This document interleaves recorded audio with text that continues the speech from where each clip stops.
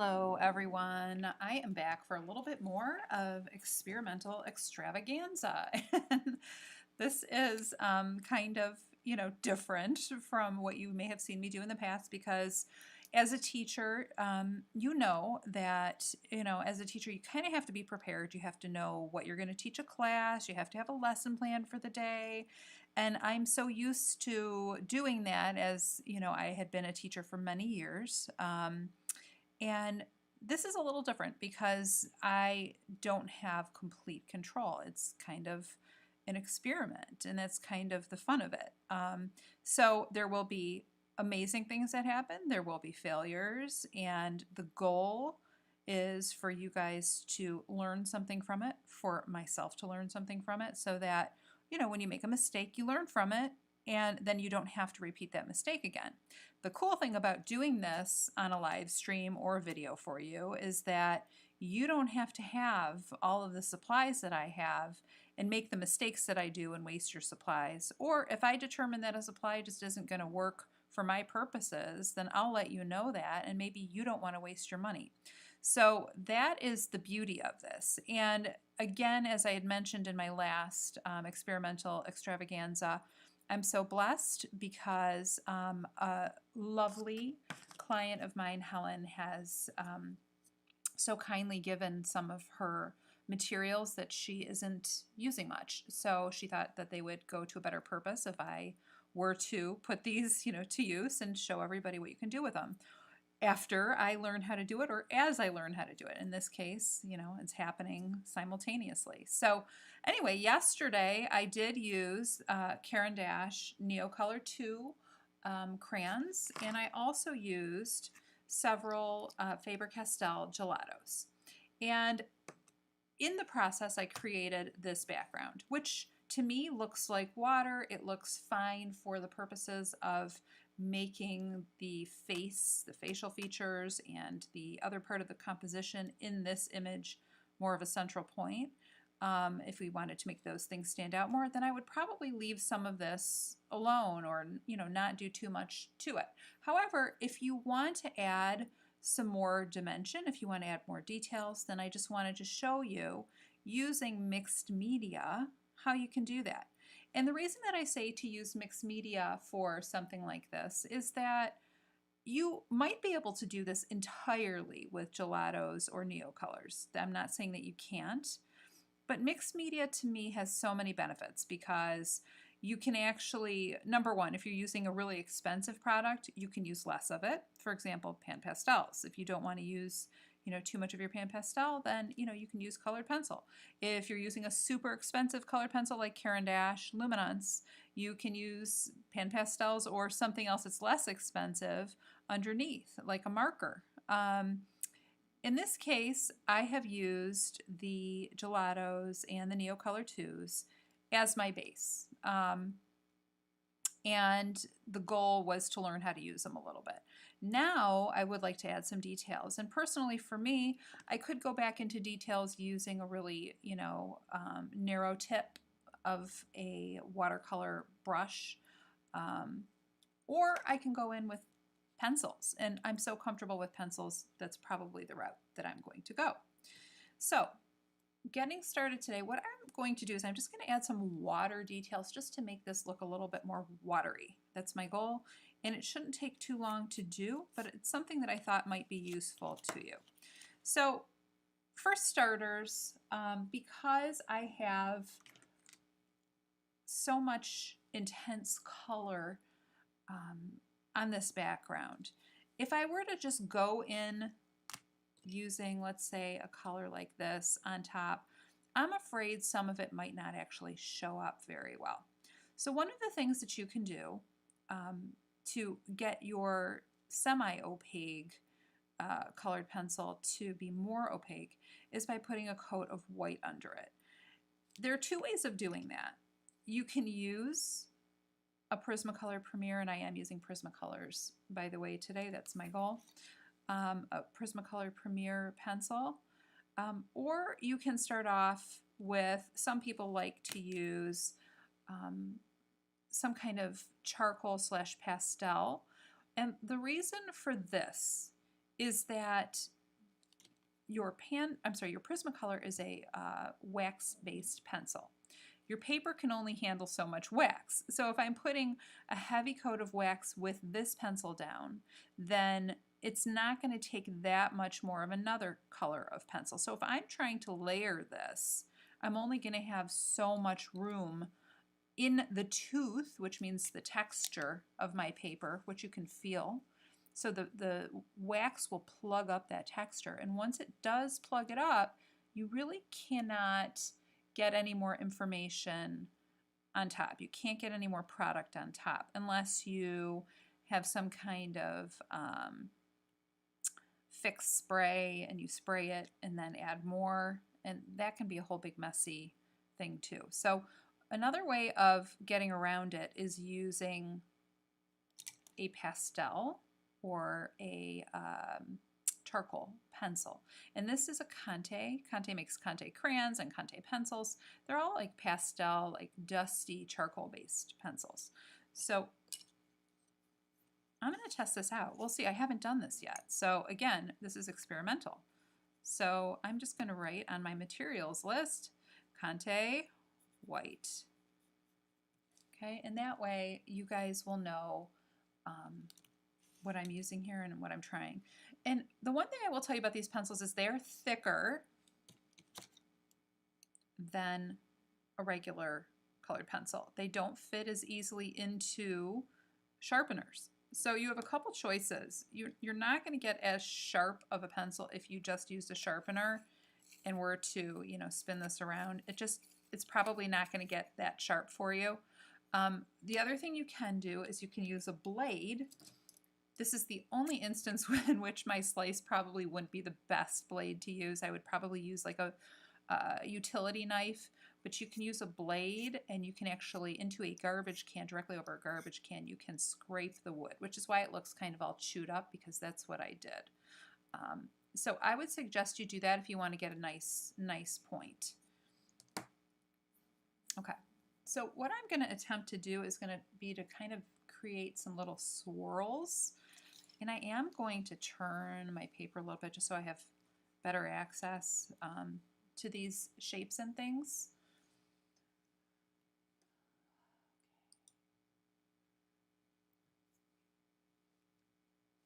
So what I'm first going to do is just even see if this marks.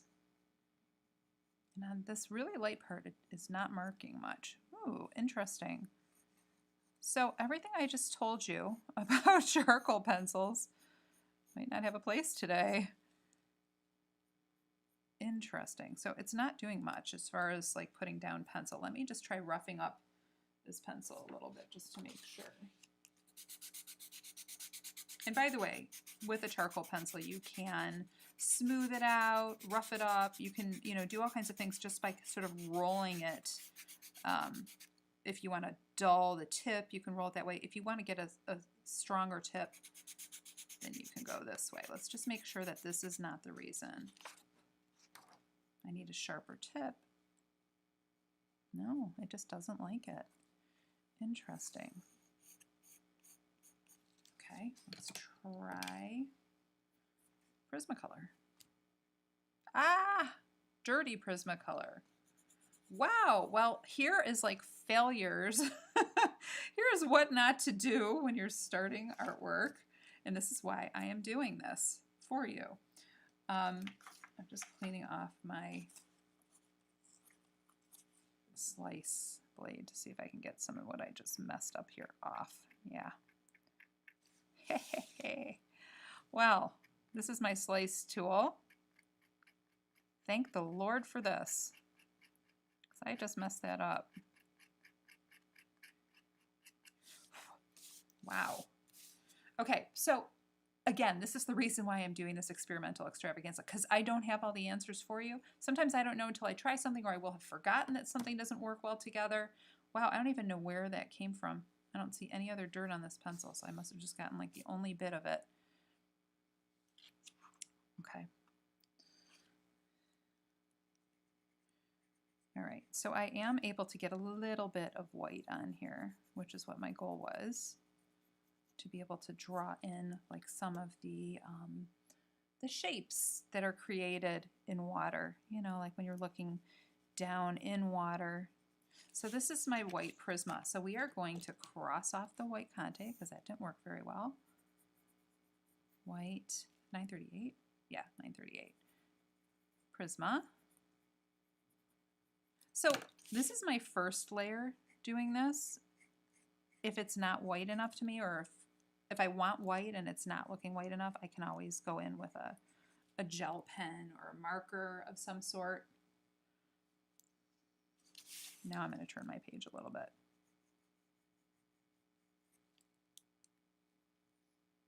And I'm going to create some like little sort of swirl shapes. You may or may not really see them with just this white here, but when I go back in with some other colors, it'll become a little bit more evident.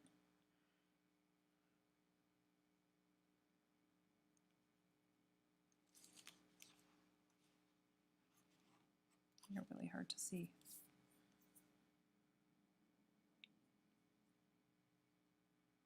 So because this is kind of being a little difficult, I might use a slightly different approach.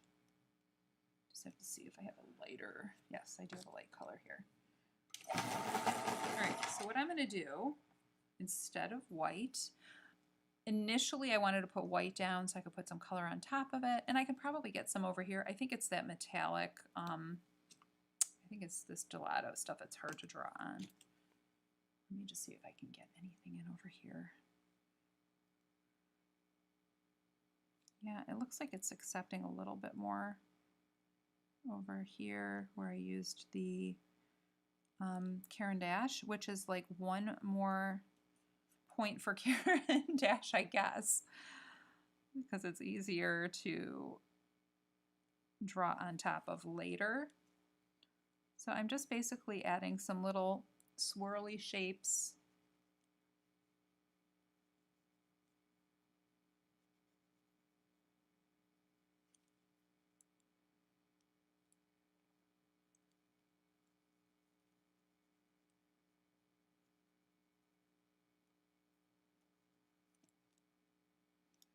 You can see them a little bit. Not as much as I would like to see them. So I'm going to show you another method of something that you could do.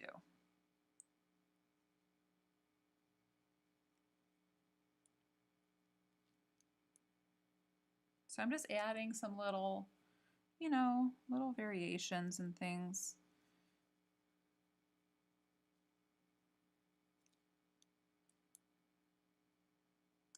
I'll go back over on this side here and add some more. So again, this is just a detailed portion. If you don't want to do details, you don't have to. But this is like, you know, if you wanted to bring in the background to the next level, then I would do something along these lines.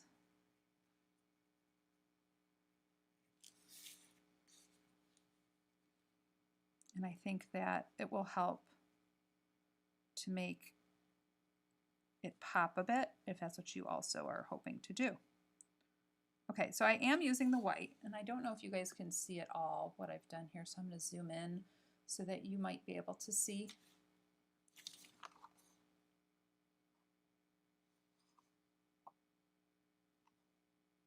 So you can see I just drew some little like swirly shapes, so there's like a little swirl right here. You might want to go over it a couple times with that white. So that's kind of neat, right? Okay, and already I'm starting to see a little bit more, you know, it has more character to it. So that's why I wanted to add this. I didn't just want to leave it. However, like I said, if you want the face and stuff like that to be more of the focus, then maybe you would want to leave it. So I'm just adding some little bits here. Some water shapes. Ripples in the water.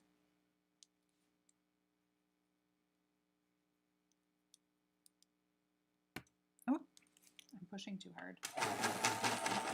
Now, here's another question and another possibility. Let's see.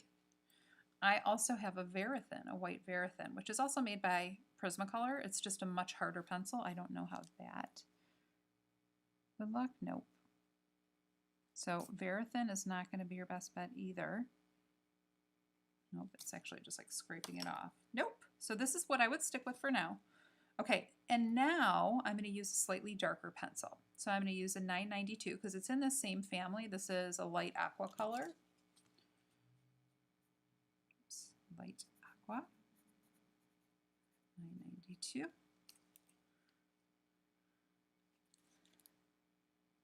And what I'm going to do is I'm going to get in between some of those white shapes and use this to define, which is what I would have done anyway. I just was hoping to use this to cover up some of the white, but I don't think that's going to work here. So I'm getting around so that I can define some more of these white shapes a little bit. I might feather it out a little bit too because I don't want it to look too outlined.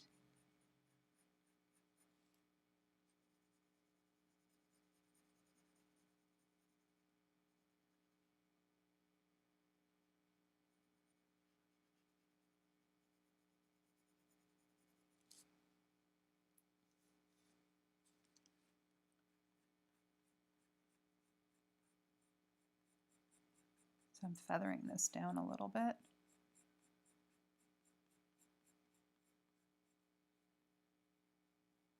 And this way I can kind of use the white space to draw some little swirlies and things like that. Get some more detail in there.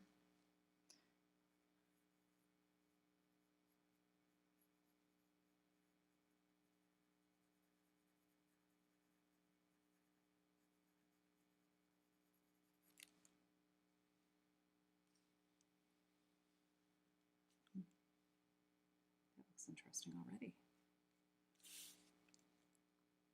Again, I'm going to go down here, try to get in, just define a little bit more. I'm basically just making these white lines and then I'm going around the white lines that I created. And again, with the white line itself, like what sort of shape did I draw? I may have drawn a shape like this, just like a simple line with a little curve, or I might have drawn a swirl like that. So it's very simple. I'm not doing anything too complex as far as drawing is concerned. Anybody could do it. But I don't want it to look outlined. So I'm kind of going in and sort of trying to feather it and smooth it out a little. And where I have my greenish colors here, I might actually find a slightly lighter, greener color too.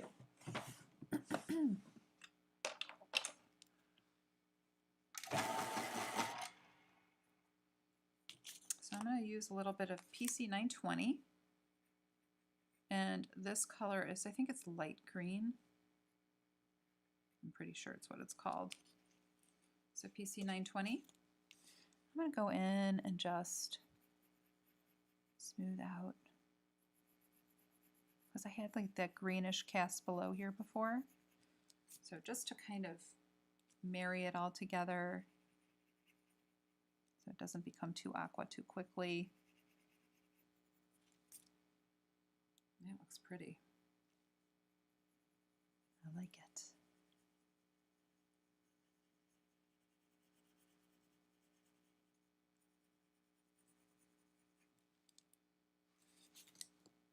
Okay, so I would do the same thing on this side.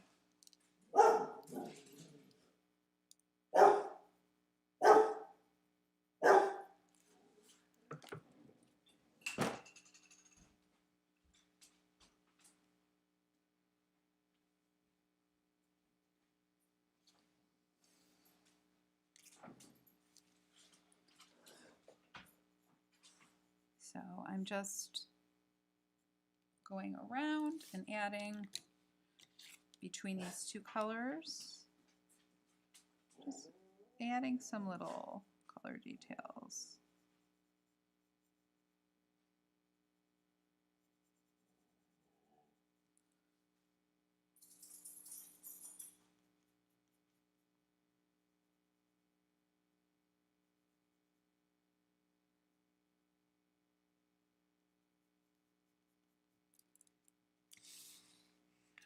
So now if you look at that, you can see, you know, the movement in the water a little bit better. That looks pretty good, I think. So I'm going to just continue going around. And again, I'll probably just use a blend of these two colors. If you feel like it's looking too waxy compared to what's below, you can always use a colorless blender. I do think that that would help here. I do think it would be pretty easy to get too waxy. So just use a colorless blender. I don't know if I have one over here. Do I have one? Colorless blender, where are you? I don't see it. I don't know what I did with it. So you can always use a white pencil over some of, you know, to kind of blend some of it if it's looking too grainy.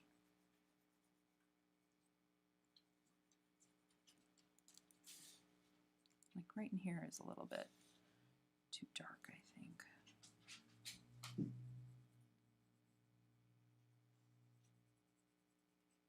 So I don't know where my colorless blender went. It's somewhere. I'm not going to look for it right now. Sorry, guys. No idea. It's kind of a big mess in my studio right now, but I wanted to get this done for you. So, no, no, and no. Oh, colorless blender. There you are. Okay, so colorless, which is 1077. Oops. So you could use the white, or you could go in with a colorless blender if you really want to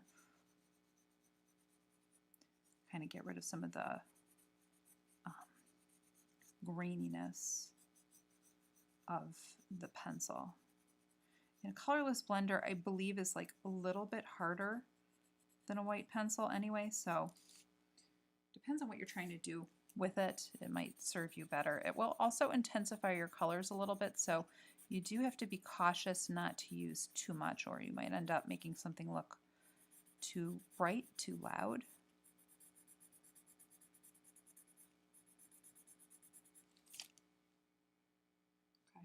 Okay, that's pretty good. All right, so now I think what I will do is I will go into the color that I would use next, which would be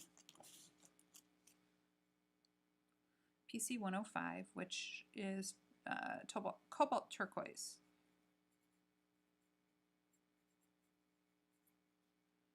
What is it? 105. Okay. And here I would use this like in here to get in this slightly, went a little too dark there. A slightly darker area. Maybe down here would be easier to use. Yeah. Just to define. So the goal is to kind of match wherever you are. So I went a little too dark there. So now I'm going to probably go over that with either my green or my turquoise, or aqua, I mean, to kind of soften it a little bit. Or I could use my colorless blender.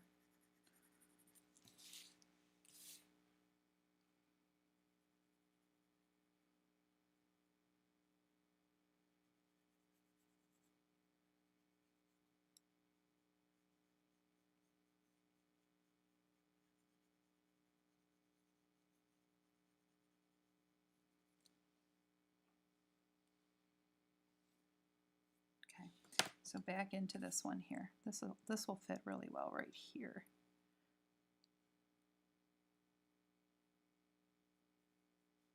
So if I need to define and make some shapes that stand out.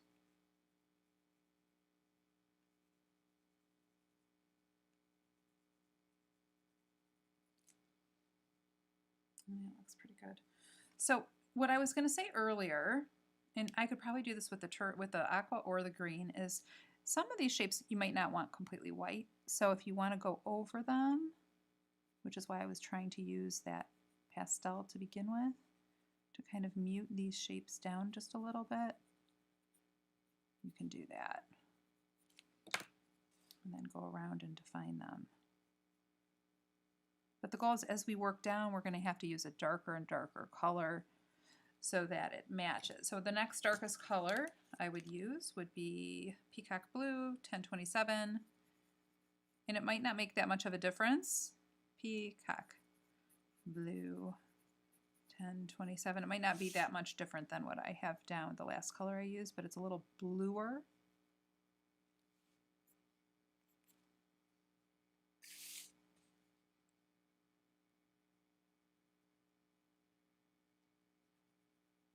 So it's like a gradation as I'm going downward a little bit. Okay, that looks pretty.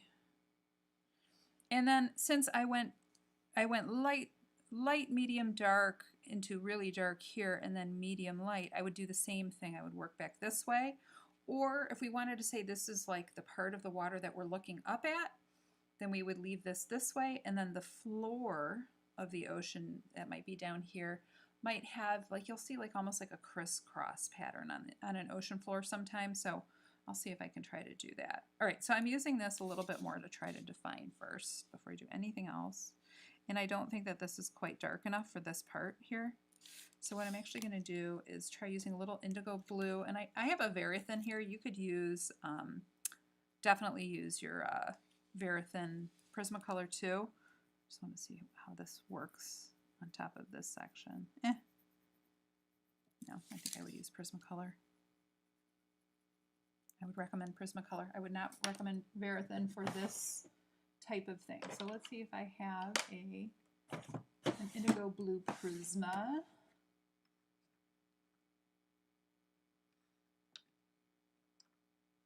Where is my indigo blue? I don't even know where it is, but that is the color I would recommend you use if you can get your hands on one. No idea where mine is. That is not good.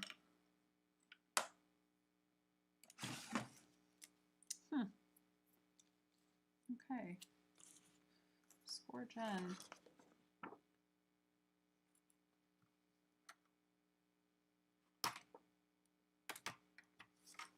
Sorry, this is what happens when you do this live. If I were recording this, I would just edit it out for you, but this is part of what happens. Okay, I don't know where my indigo blue is. Let me just see what happens if I use a black.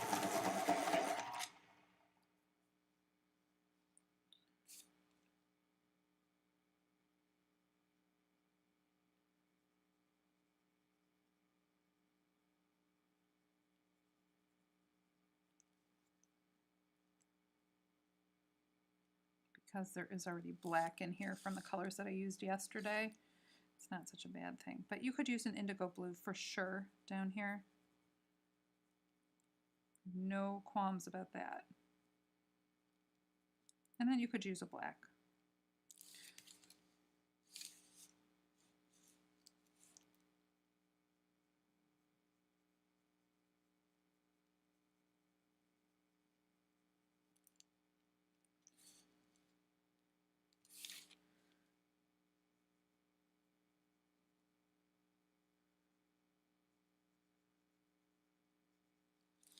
So I'm going to say black.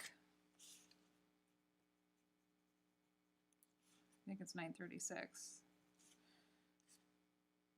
Is what I would use next. Okay. So this is already starting to look like a lot more intricate. Even though it doesn't have that much information, it does have detail. It has enough detail to make it interesting. And I would just, at this point right now, go back and try to define some areas, you know, like make these little ripples a similar width, define the ripples a little bit more. I think that's going to make it look stronger.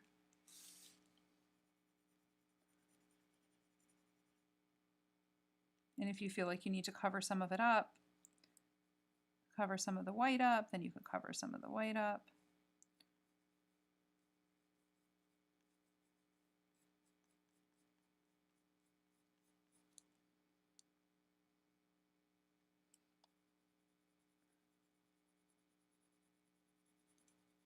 I'm even shadowing a little bit of this from the edge a little bit. So like I'm going a little bit darker with this color over here, just over everything.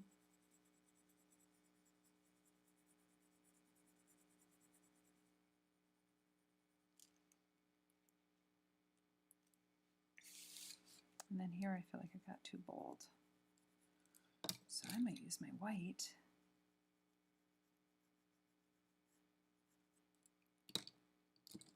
And my green, kind of cancel out some of that. It just got too heavy.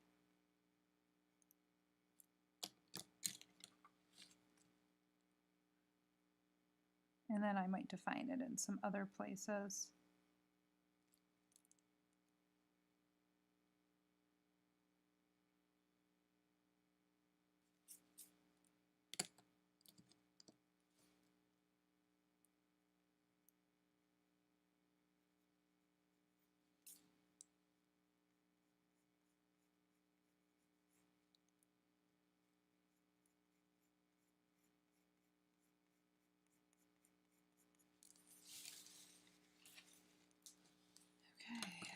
So I'm going to add just a little bit more texture in some of these blank spots.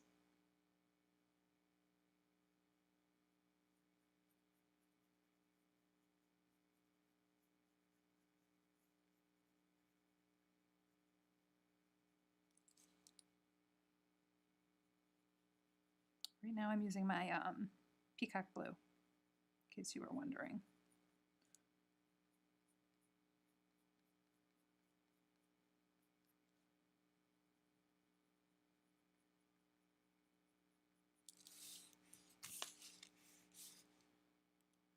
And that way, I feel like it has more, it's connecting behind her a little bit better.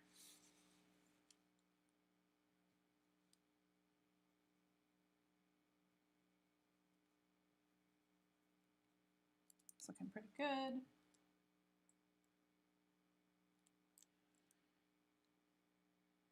Let's see.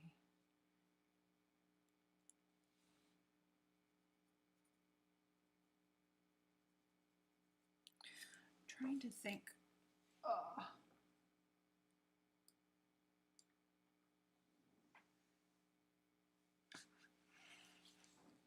So I wanted this to look like a seafloor. I would have more like angled lines, I think. Kind of crisscrossing.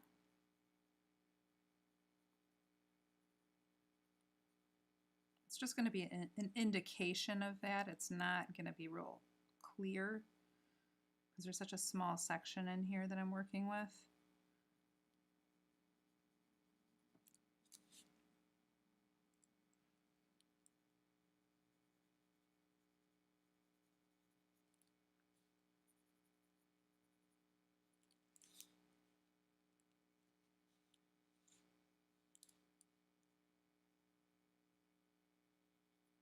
Actually, it would be like lighter on the edges, I think.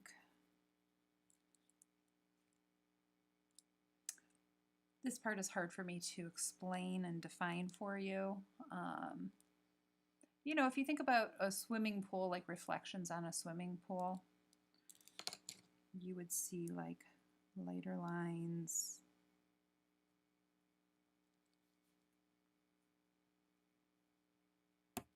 There I go again.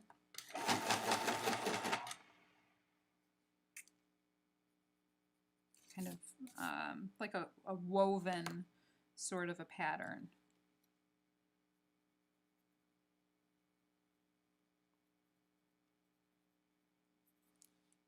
I don't know if it really is looking like that, but there's not really much space to work with over here, so I'm not too concerned about it.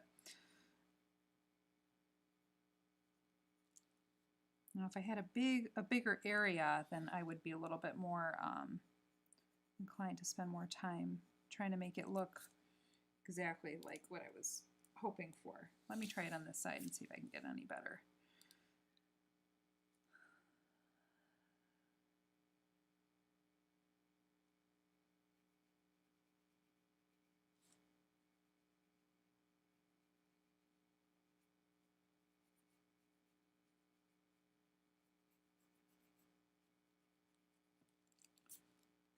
Crisscrossing Shapes, I guess.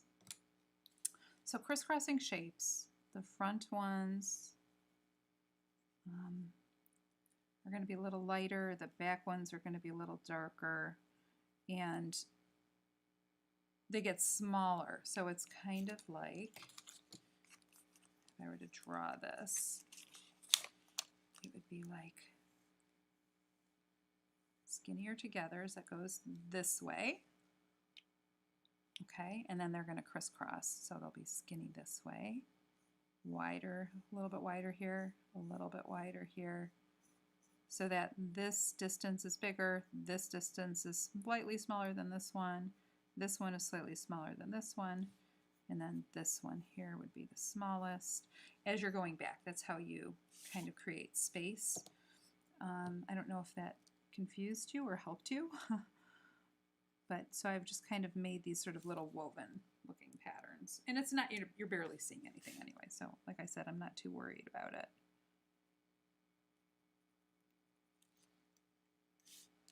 And again, this is experimental. So I'm just making it up as I go along.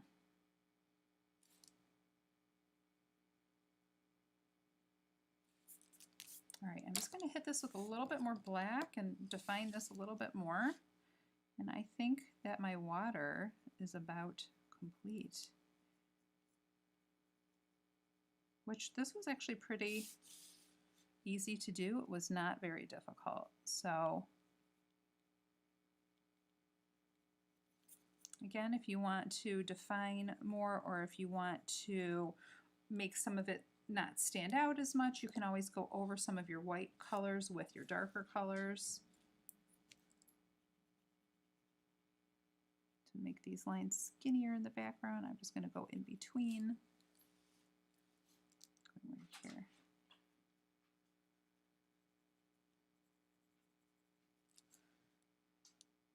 Here we go. And I think that was kind of what I was going for.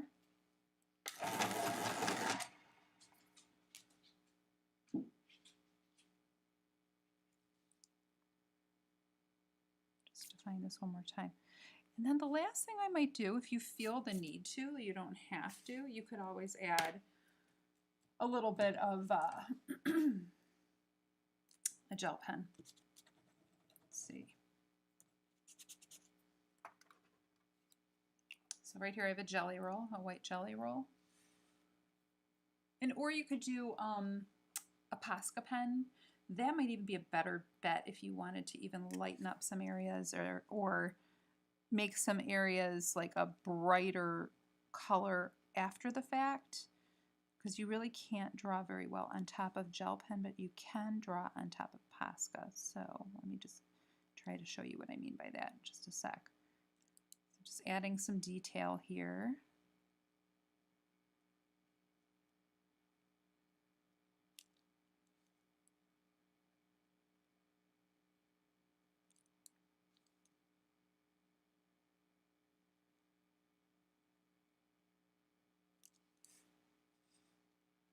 So if you want to add more detail like that, you could.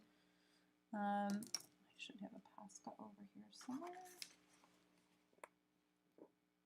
Yes, I do. So that was a jelly roll. White, jelly, or Posca. And I'm using a PC1MR. PC1MR, okay? So here's a Posca right here. Now I'm using a narrow tipped Posca. So if I wanted to get some, more really vivid lines in there, white lines, I like to smear it a little with my fingers.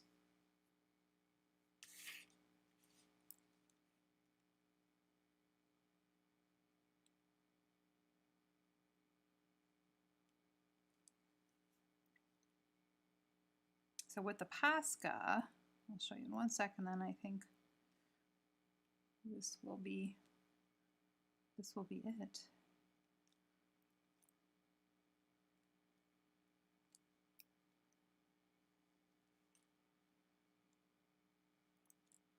And if you don't like the roughness of something, you can always go over it again. I'll let this dry for a second and then I'll show you what I was getting at.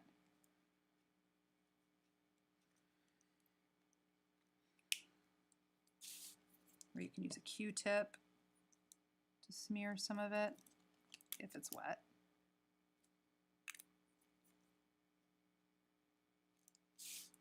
So if you don't like the roughness over here, you can go back in and define it a little bit more. Or you can use your colorless blender and try to get in there.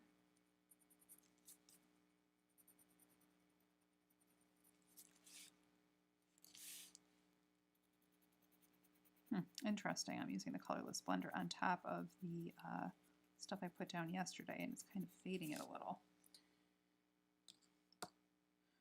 Okay, so I think that that looks pretty nice. And again, if you wanted to use your Posca, like if you really wanted to make like the ocean floor pop out from here, if you were doing an ocean floor, then you could use it that way. And again, the nice thing about Posca is that you can actually draw over it. It's a lot harder to draw over gel pen. Okay, so again, with the Posca, if I wanted to, I could take one of my lighter colors and I could go on top of it and kind of soften it a little. So if you don't want it to be pure white, but you still want it to pop out,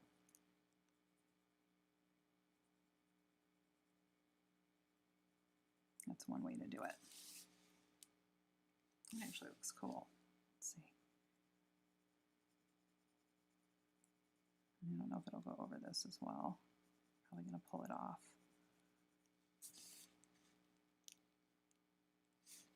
So there you have it.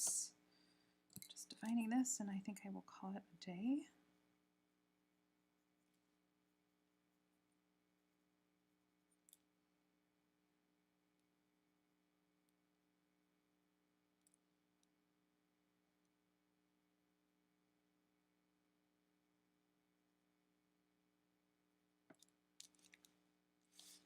Yeah, I think that looks nice.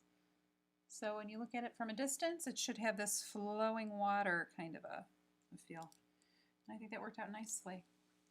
Anyway, I hope that you enjoyed this and that you may have, ooh, I see a little boo-boo here, that you may have been encouraged to try some of this. If you want more of this kind of content, then make sure that you are a member of my Patreon. Make sure to like this video and subscribe to my channel. There are some freebies from time to time. And have a wonderful day. Thanks.